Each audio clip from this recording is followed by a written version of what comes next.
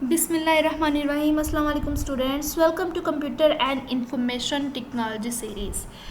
Video की तरफ जाने से पहले मेरी आप लोग से रिक्वेस्ट है कि आप लोग मेरे चैनल को सब्सक्राइब कर लें और साथ ही बेल आइकन का बटन दबा दें ताकि आप लोग हर नई आने वाली वीडियो से अवेल कर सकें।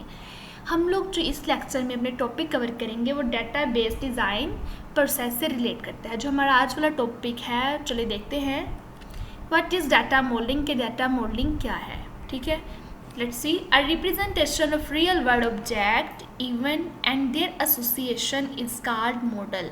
ठीक हो गया। रिप्रेजेंटेशन किस चीज़ की है? रियल वर्ल्ड ऑब्जेक्ट्स की है, इवेंट की, और इनके आपस में जो हम लोग एसोसिएट इनको करके जो एक रिलेशन बनाते हैं उसको रिप्रेजेंट करने को मॉडल बोलते हैं। अब रियल वर्ल्ड ऑब्जेक्ट क्या है ये हम लोग पहले भी डिस्कस कर चुके हैं कि कोई भी चीज़ जो एग्जिस्ट करती है, anything that exist in the world is known as object. ठीक हो गया। और जो हमारे पास जो रियल वर्ल्ड ऑब्जेक्ट्स हैं, इवेंट हैं, इनके एसोसिएशन को, इनके रिलेशन को रिप्रेजेंट करने को मॉडल बोलते हैं। The model helps the user to understand the complexity of the real world environment. Model हमारे लिए क्या करते हैं, ये हमें हेल्प कर सकते हैं कि हम लोग रियल वर्ल्ड इन्वायरमेंट को समझ सकें। ठीक हो गया। इसकी एग्जांपल हम लोग अपनी रियल लाइफ से देख लेते हैं कि अगर हम लोगों ने कोई बिल्डिंग कंस्ट्रक्ट करनी होती है तो सबसे पहले हम लोग उसका मैप तैयार करते हैं। वो इसलिए क्योंकि जब हमें उसका इन्वायरमेंट समझ आ जाएगा, हम लोगों ने इसमें किस तरह की कंस्ट्रक्शंस करनी है वो समझ आ जाएंगी, तो हमारे लिए वो काम करना आसान हो जाएगा। बिल्कुल वही काम मैप का काम यहाँ पे डाटा मॉडलिंग करती है कि हम लोग उसका पहले मॉडल तैयार कर लेते हैं जो कि हमें इन्वायरमेंट समझने में मदद देती है। ठीक है। The data modelling is a process of identifying the data objects and the relationship between them. Data modelling हमें इस तरह भी हेल्प करती है कि हम लोग ऑब्जेक्ट को आइडेंटिफाई कर सकें कि कौन से ऑब्जेक्ट है और इनके सेंटर में इनमें कौन सा रिलेशन है। ठीक हो गया। ये था हमारे पास डाटा मॉडलिंग। हम लोगों ने देखा कि डाटा मॉडलिंग क्या होता है। ये रिप्रेजेंटेशन होती है रियल वर्ल्ड ऑब्जेक्ट्स की, इवेंट की और इनकी एसोसिएशन की। ठीक हो गया। उसके बाद हम देख लेते हैं इसके ingredient of database modelling. The object used to represent data item in a data model is known as ingredient of data model. हमारे पास जो भी यहाँ पे डाटा बेस के लिए मॉडल्स यूज़ होंगे, जो भी ऑब्जेक्ट यूज़ होंगे, उन्हें हम लोग क्या बोलेंगे? इंग्रेडिएंट बोलेंगे। ठीक हो गया। यहाँ पे हमारे पास 3 इंग्रेडिएंट्स हैं डाटाबेस मॉडलिंग के। सबसे पहला है एंटिटी। एंटिटी तो हम लोग ऑब्जेक्ट भी बोलते हैं। दूसरा है एट्रीब्यूट। थर्ड है रिलेशनशिप। ठीक है। चलिए देखते हैं कि एंटिटी क्या है। Anything that is participating in the system is known as data entity और ऑब्जेक्ट। ठीक है। जो हमारे पास यहाँ पे कोई भी चीज़, कोई भी एनीथिंग उन्होंने बता रहे हैं कि जो पार्टिसिपेट कर रही होगी सिस्टम में, उसे हम लोग डाटा एंटिटी बोलेंगे या तो ऑब्जेक्ट बोलेंगे। ठीक है।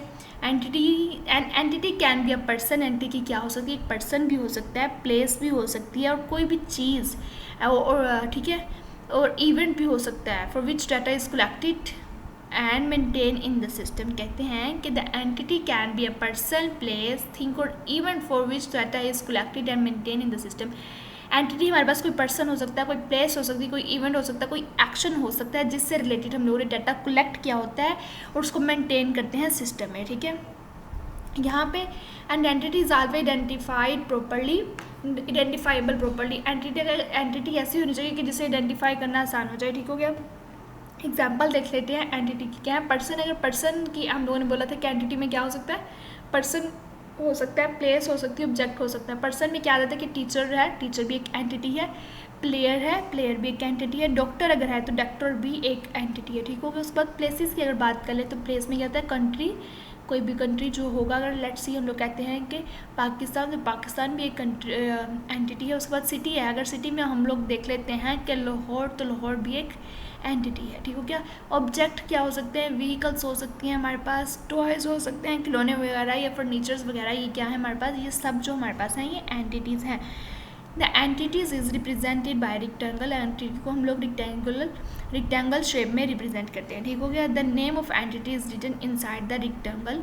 एंटिटी का नाम जो है वो हम लोग रेक्टेंगल के अंदर लिखते हैं। और एक और बात याद रखिएगा कि एंटिटी जो है हमेशा कैपिटल वर्ड्स में, कैपिटल अल्फ़ाबेट्स में लिखी जाती है। ठीक है। कि हमारे पास यहाँ पे देख सकते हैं कि 2 एंटिटीज़ हैं, एक स्टूडेंट और टीचर। ये ने हम लोग रेक्टेंगल फॉर्म में लिखा और एंटिटी का जो भी नेम होगा वो एंटिटी रेक्टेंगल जो अंदर रेक्टेंगल के अंदर दिखेंगे। और इसके अलावा कि हमेशा इसमें इसका नेम जो होगा वो कैपिटल फॉर्म में होगा, ठीक हो गया। इसके बाद आता है सेकंड जो है हमारे पास इंग्रेडिएंट, वो है एट्रीब्यूट।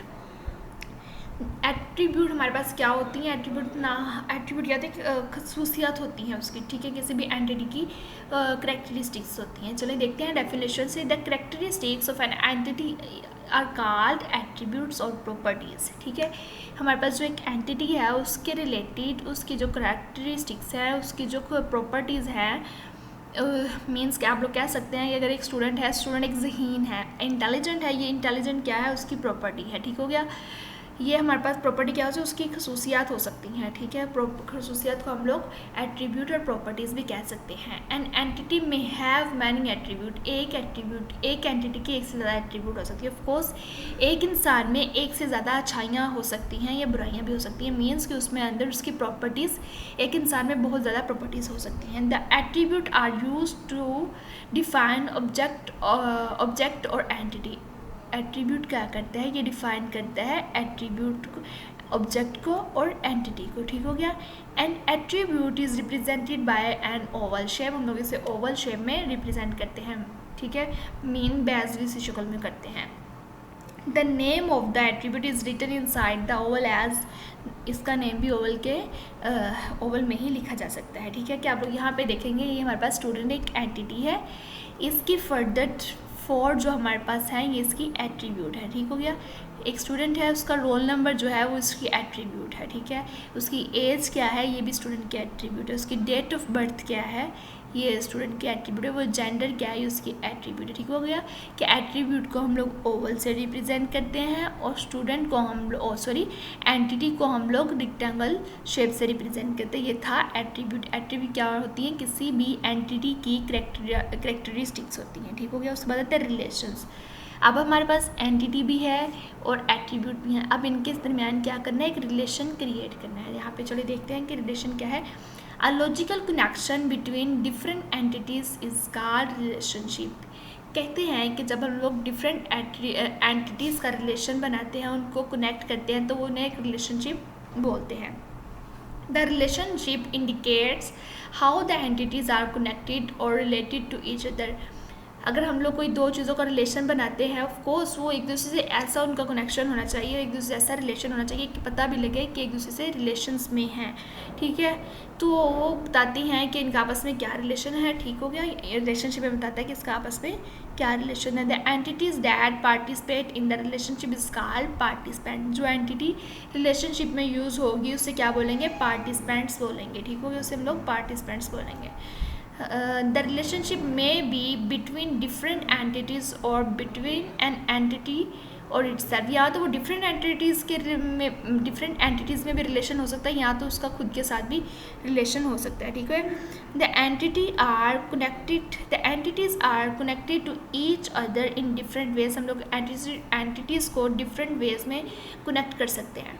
आप लोग यहाँ पे देख सकते हैं कि एंटिटीज़ आपस में जो रिलेशन है इसको हम लोग स्ट्रेट सिंपल लाइन से रिप्रेजेंट करते हैं, ठीक हो गया। बुक का किससे रिलेशन बनाया? बुक स्टोर से बनाया। ऑफ कोर्स ये दोनों रिलेशन बनते हैं।